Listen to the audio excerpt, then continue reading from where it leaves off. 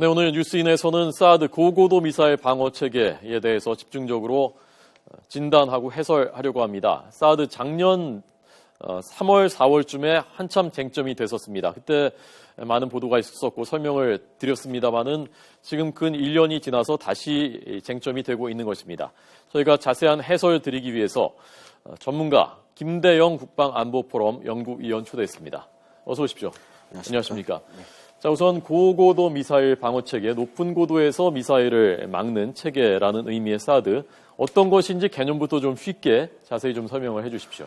사드는 일단 그 이름부터 이제 고고도 미사일 방어 체계라고 하는데요. 현재의 그런 미사일 방어 체계들은 다층 방어, 그 다음에 고고도에서 낮은 단계까지 일련의 그런 요격 체계들을 갖게 됩니다. 그 중에서 사드는 가장 높은 곳에 있는 위치에서 적의 미사일을 요격할 수 있는 그런 미사일 체계고요. 기존의 패트리어트와 달리 좀 더 넓은 지역, 예를 들어 서울 같은 대도시 같은 곳을 방어할 수 있게끔 설계된 그런 미사일 요격 체계입니다. 네. 자, 그러니까 이렇게 그림으로 표시하자면은 미사일이 이렇게 쏘아 올려져서 이렇게 내려가서 타격을 하게 되는데 예. 미사일이 이 정도 정점까지 올라갔다가 조금 꺾이기 시작할 때 이 높은 데서 타격을 해서 떨어뜨리는 그렇습니다. 이제 탄도가 비행을 하면서 이제 정점을 찍고 지상으로 이제 낙하를 하게 되는데요. 예. 그 낙하하는 가장 높은 지점에서 먼저 요격을 하는 것이 바로 이 사드 고고도 미사일 방어 체계입니다. 네. 그래서 대략적으로 대기권 안에서 요격이 이루어지는데요. 성층권과 전리층 사이, 그러니까 대기권 밖은 아닙니다. 그 안에서 이루어진 이제 요격이 이루어지게 됩니다. 네. 우리가 그 팩3라는 그 미사일을 맞추는 그 시스템이 무기가 있었고요. 예. 그리고 지금 KAMD 한국형 미사일 방어 체계를 추진한다고 하는데 그거하고는 어떻게 차이가 있는 겁니까? 일단은 그 우리나라 같은 경우 지금 KAMD 같은 경우는 이제 개발 중에 있는데요. LSAM이라는 또 미사일이 지금 개발이 되고 있습니다. 이것은 하지만 이제 최대 요격 고도가 예. 50에서 64이기 때문에 사드보다는 아직까지 낮은 고도에서 요격을 할 수밖에 없습니다. 그렇기 때문에 만약에 북한이 대량의 미사일을 발사했을 경우에 미사일을 요격할 수 있는 확률이 그만큼 시간도 촉박해지고 줄어드는 문제가 있습니다. 그러니까 제일 높이 올라갔을 때 요격을 하는 것이 떨어뜨릴 수 있는 확률이 더 높아진다는 말씀인 거군요. 그러니까 가장 높은 고도에서 먼저 요격을 해주면은 네. 그만큼 방어하기가 좀 더 수월해진다는 거죠. 예.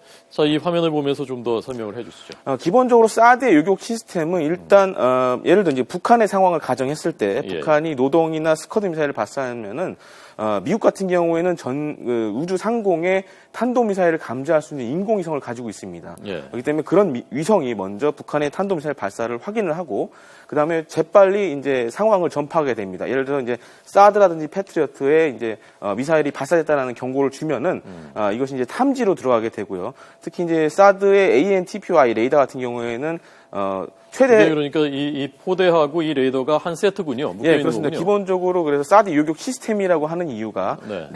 레이더와 요격할 수 있는 미사일을 하나로 묶어서 요격 시스템으로 이렇게 많이 얘기를 합니다. 네. 그래서 이 레이더가 탐지를 해서요.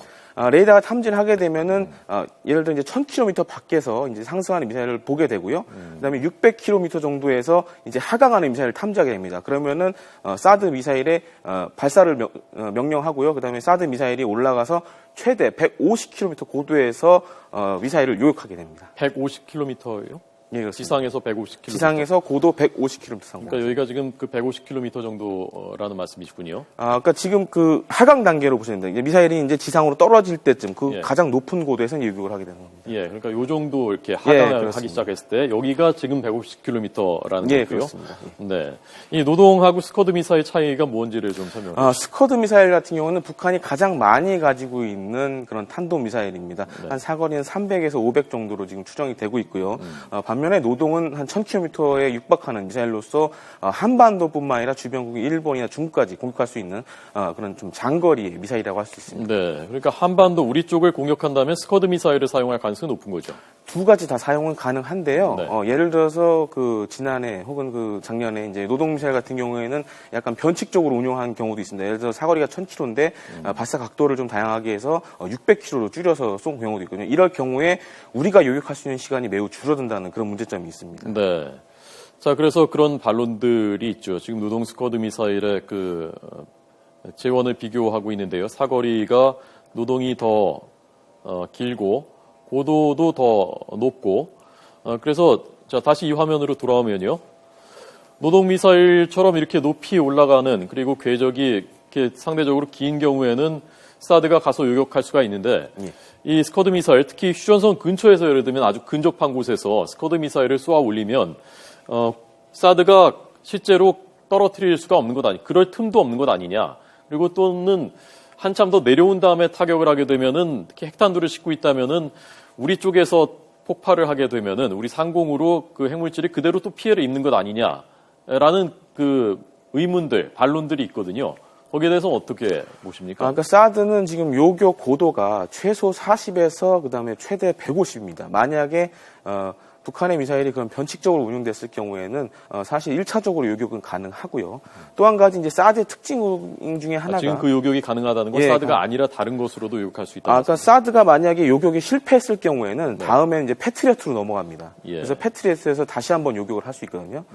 그리고 또 한 가지는 사드 같은 경우에는 이게 일반적으로 미사일, 이 패트리어트, 지금 팩2 같은 경우에는 폭약으로 미사일을 요격합니다. 가까운 곳에서 가서 뻥 터져서 탄도미사일을 격추시키는데 사드는 그렇게 하지 않고 직접 충돌해서 미사일을 직접 부딪혀서 그렇게 요격을 하는 방식을 사용합니다. 왜냐하면은 예를 들어 이제 화학탄이라든가 핵폭탄 같은 경우에는 잔여물이 만약에 폭약으로 터졌을 때는 잔여물이 지상에 떨어질 수 있습니다.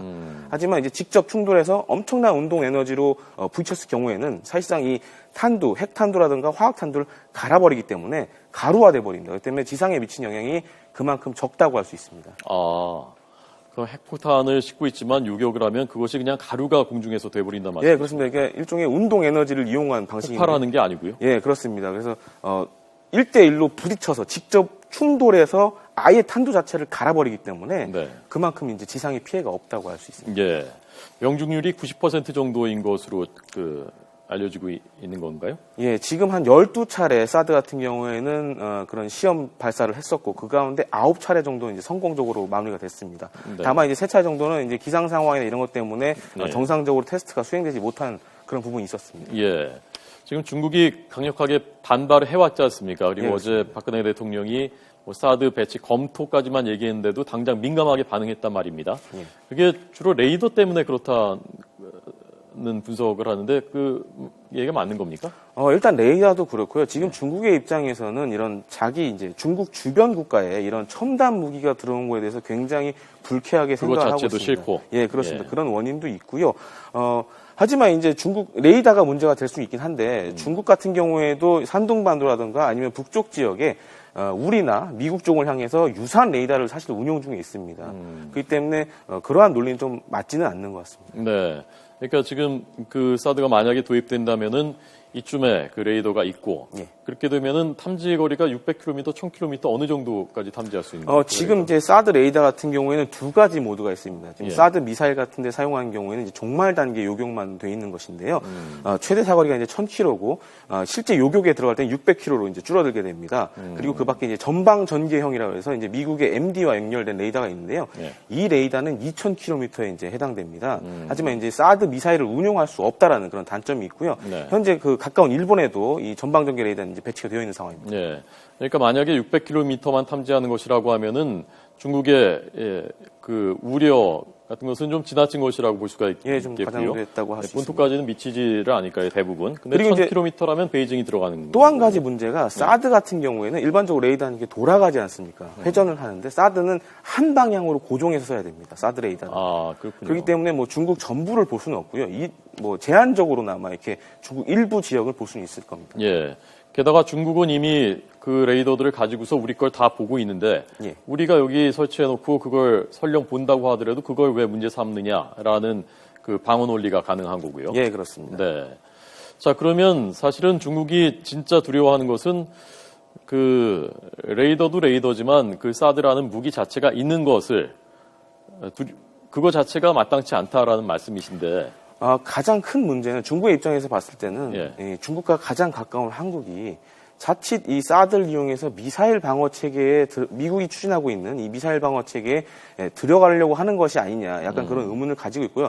예를 들어 일본 같은 경우에는 지금 미국과 미사일 방어 체계를 같이 하고 있습니다. 그렇기 때문에 그러한 문제 때문에 중국의 입장에서는 상당히 거부감을 가질 수밖에 없는 것이죠. 우리가 미국의 미사일 방어 체계에 들어가게 되면 중국 입장에서는 어떤 것이 직접적인 위협이죠? 가장 가까운 곳에 미국의 미사일 방어 체계가 있다는 사실만으로도 중국의 입장에서는 군사적으로 상당히 긴장을 할 수밖에 없는 상황이죠. 네. 하지만 이제 우리나라는 독자적으로 한국형 미사일 방어 체계를 하기로 했기 때문에 사실 미국의 MD 체계에 들어갈 가능성은 매우 적다고 할 수 있습니다. 예.